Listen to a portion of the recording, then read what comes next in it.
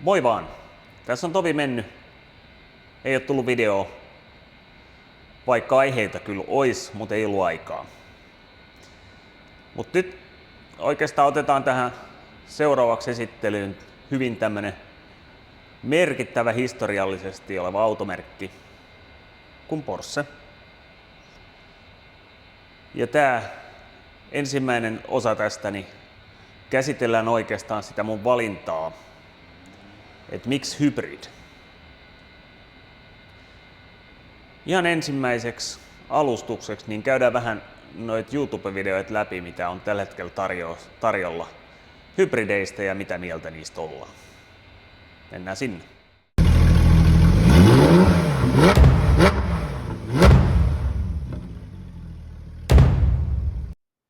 Eli kun haetaan hybridiauto hakusanalla YouTubesta, niin me saadaan aika semmoinen negatiivinen katsaus. Ja sanoisin, että semmoinen aika yksipuolinen katsaus hybridiautoihin. Ne keskittyy aika paljon näkemään sen hybridiauton käyttötarkoituksen vaan sillä, että sillä voi ajaa sähköllä kauppaan ja takaisin. Se on mun mielestä vain yksi osapuoli sitä, mutta siinä on paljon muutakin. Siinä on ensimmäisenä valeinsinöörin video, jossa otsikko aika lailla kertoo jo, mitä mieltä hän on. Valeinsinöörillä on muut videot kyllä yleisesti ottaen todella hyviä. Mutta tässä tosiaan otsikkona on, että kaikkein typerin voimalinja autoon. No, tässä hänellä ilmeisesti on Opel Ampera. Hänellä on sellainen ollut mun käsittääkseni. Hän ajaa kyllä Teslalla, ja on ajanut kyllä ton koko vuoden. Onkohan sitten hybridi vaihtunut Teslaan, tiedä häntä, mutta hän tekee ihan hyviä videoita kyllä. Sitten siellä on seuraavana Saukkion hostannut leikkisähköauton. Ja sehän näyttäisi olevan kuuluisa GTE Passatti. Kuuluisa siinä mielessä, että siinä on ollut sitä sun toista vikaa aika paljon. Se on noita alkupään hybrideitä.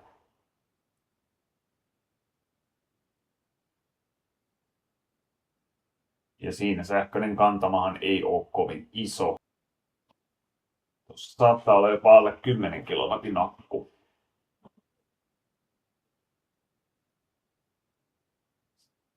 Sillä ei kovin pitkälle mennä, varsinkaan talvella.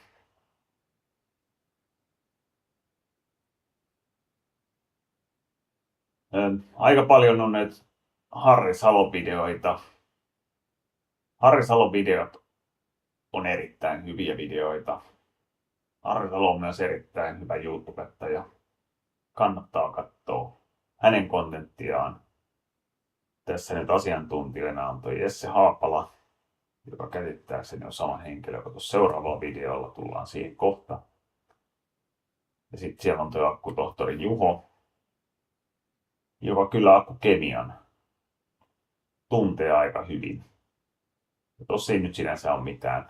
Tuo 3000 sykli on ihan fakta ja hybridiauto ei tulisi ajaa kuten sähköautoa, joten siinä on toinen fakta.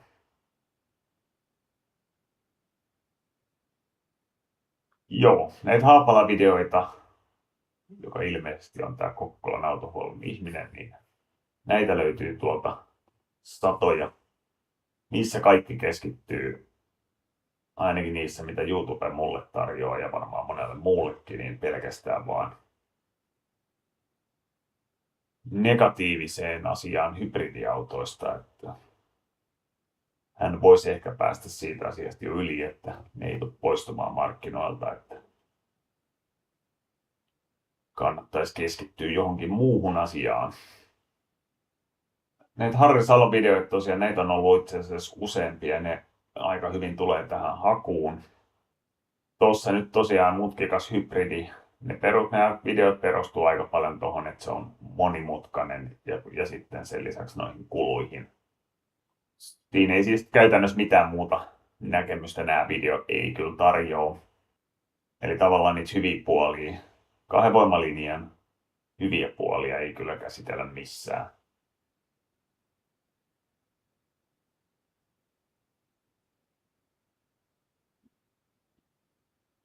Hybridipiha ja Haapala. Hän on ilmeisesti itsensä ihan nimennyt tuolla nimellä. Niin. Mitä tuosta nyt sanois? Käsittääkseni tuo Kokkola-autohuolto kuitenkin huoltava hybridejä, mutta onko tuo lähestymiskulma sitten kauhean hyvä ajatellen asiakaskuntaa? Veisitkö autosi huoltoon paikkaan, jossa sitä vihataan?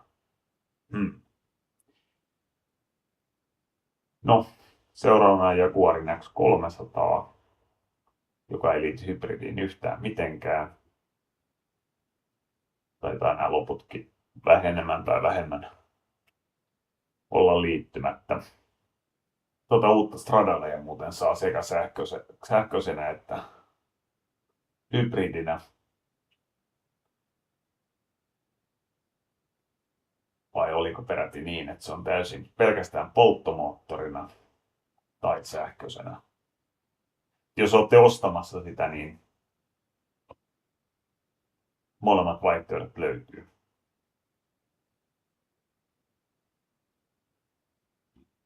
Taitaa vain olla niin, että ne on myyty. Eikä liity tähän videoon millään tavalla. Mutta tässä on tämä katsaus tälleen nopeasti siitä. Eli aika tälleen niin kuin negatiivistahan tämä on. Ja tämän takia pyritään tuottamaan vähän toisesta näkökulmasta, eli positiivisuuden kautta oleva video. Hybrideillä kuitenkin on myös paikkansa ja se ei ole keltään pois, että vaihtoehtoja on tarjolla. Eli sitä mieltä oltiin siellä. Mun mielestä YouTube antaa vähän vääristyneen kuvan hybrideistä. Et sieltä kun katsoo nopeasti, niin sieltä ei ihan kauheasti positiivisia kehuja löydy. Ja sitten on vielä toisena se, että ne keskittyy aika paljon käyttökuluihin. Se on monelle tärkeä. En kiistä sitä, mutta se on vain yksi puoli autoilua. On kiistämättömiä faktoja siitä, että näissä on monimutkaisempi tekniikka kuin bensa-autossa ja näissä monimutkaisempi tekniikka kuin sähköautossa, joten niissä on myös molempien viat.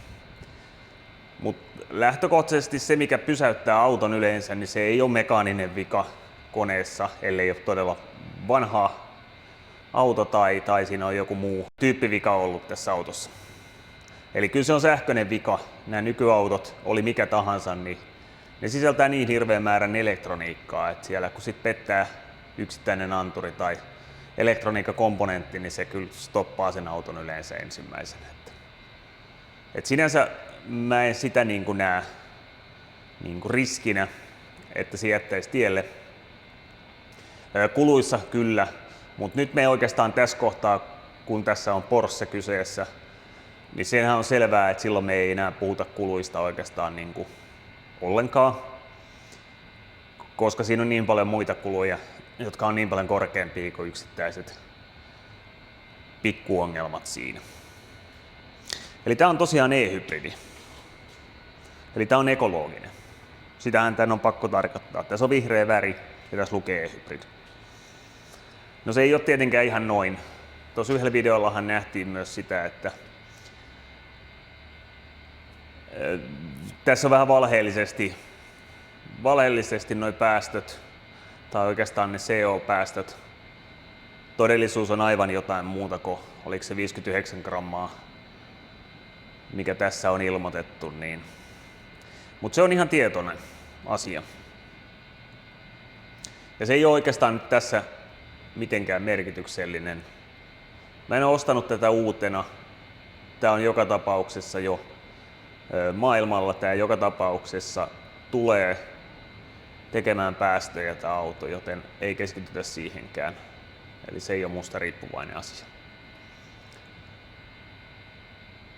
Se mihin me keskitytään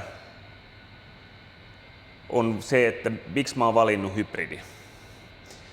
Porsche Panameraa, oikeastaan tätä 971-korista, tästähän on siis valmistettu 970 ja 971, ja 971 on jo tullut kakkosversio, eli 971.2. Sitä on valmistettu, mä en tarkkaa vuotta, jostain 2010 hujakoilta ehkä asti on valmistettu sitä ensimmäistä 970, ja tämä malli vaihtui jo 2016-17 hujakoilla. Tämä malli tuli markkinoille vasta 2018, koska tämä on tämä niin sanottu farkkumalli, ja Porschea vihaa sitä, että mä käytän sanaa farkku, niin puhutaan Sportstourerista, mikä on sen Porschen antama termi tälle.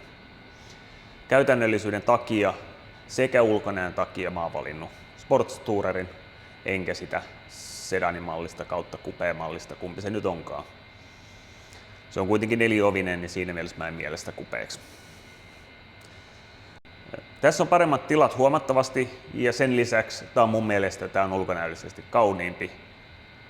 Mä jotenkin siihen pikku 911-mäisyyteen en ole ihastunut, koska se kuuluu 911 ja tavallaan tämmöinen yliturvotettu 911, niin se vaan ei toimi mun mielestä. Taycanissa se toimii vähän paremmin johtuen siitä, että Taycan on pienempi kuin Panamera. Niin siitä ei tule niin suhteettoman turvonneen näköinen 911. Tätä 971 ja lopussa myös 970 valmistettiin hybridinä sekä normaalilla bensamoottorilla. 970 saattoi olla vielä dieselinäkin, en muista, mutta hyvin todennäköisesti oli, koska Cayenne ainakin oli.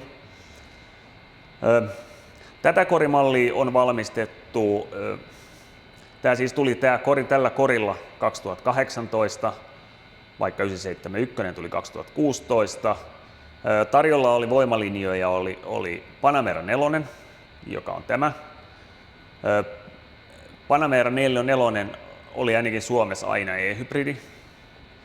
Sitten oli 4S, joka oli taas puhtaasti bensakone.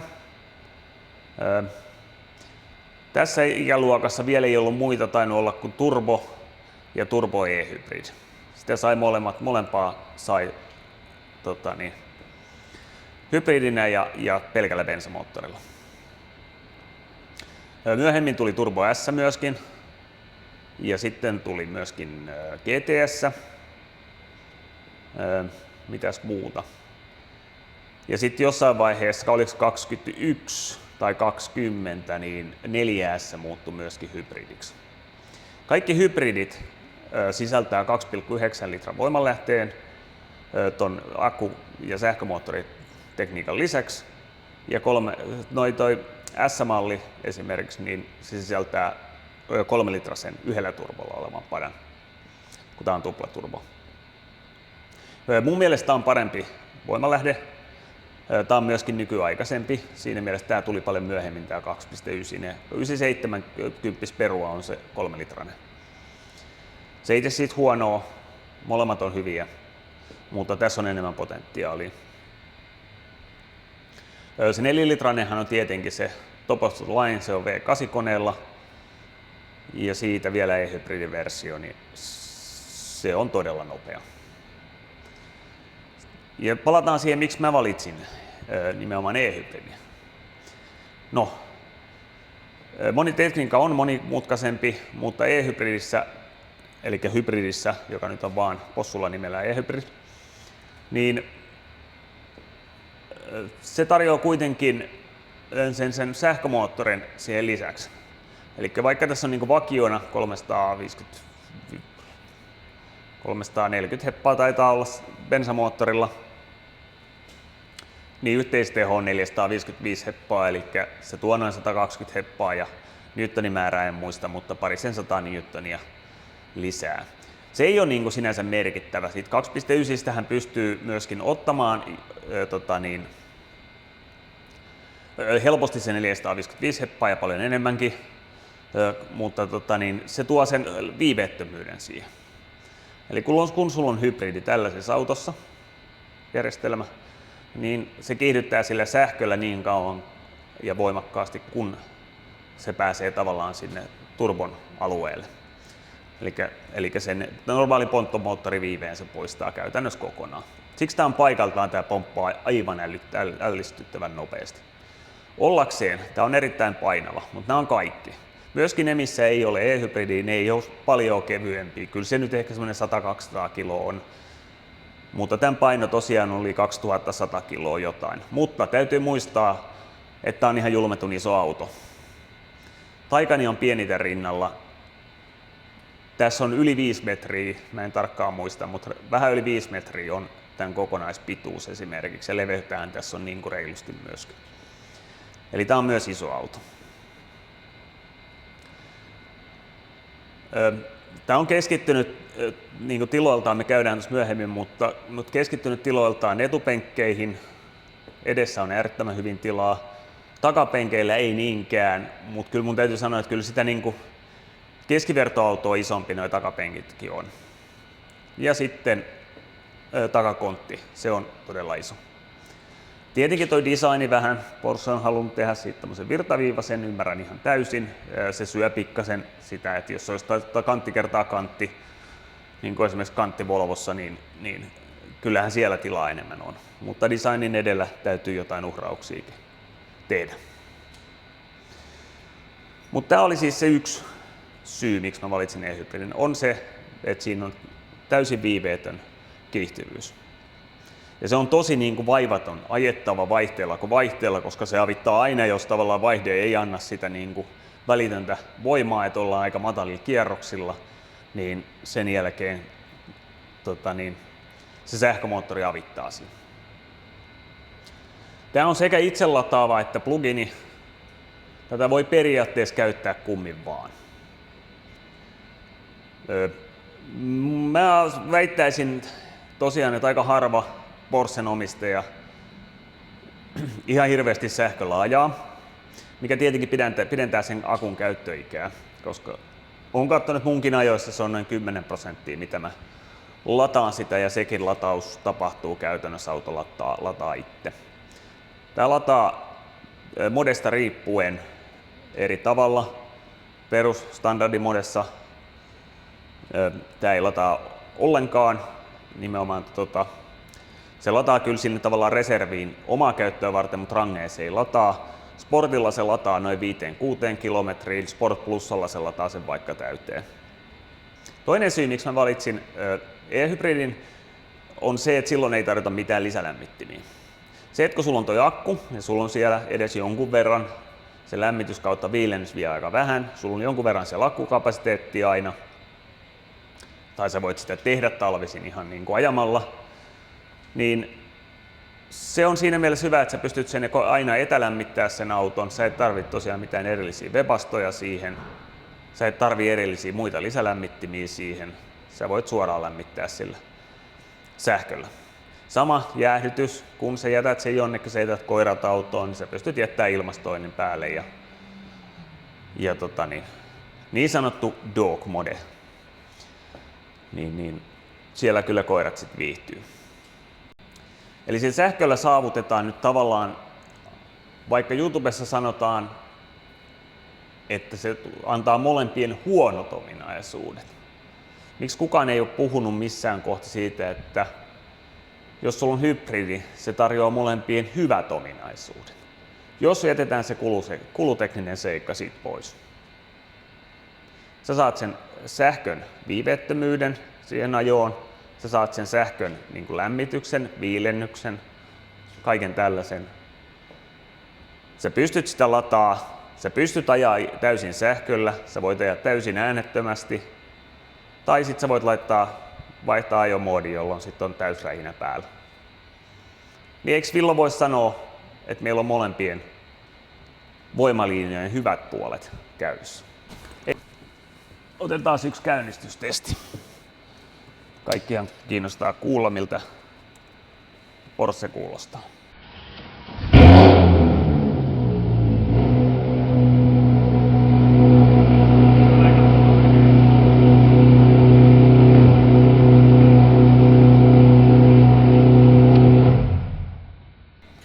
on aika kova ääninen. Mutta tässä on Porschen sporttiputkisto. Ja nyt ollaan sisällä. Se kiertää korkealle. Siinä on todella hyvin viritetty soundi Porschelta. Tästä on tulossa lisää videoita. Tämä oli nyt tämmönen traileri vaan tälle kyseiselle autolle, koska mun mielestä oli tärkeää, että puhutaan nyt siitä, miksi mä valitsin hybridin, miksi jotkut muu ihmiset valitsee hybridin. Katsotaan tosiaan ensi videossa lisää. Lopetetaan tää video tähän ja tilatkaa kanava, niin saatte ilmoitukset, kun possua tulee lisää linjoille. Kiitos, moro!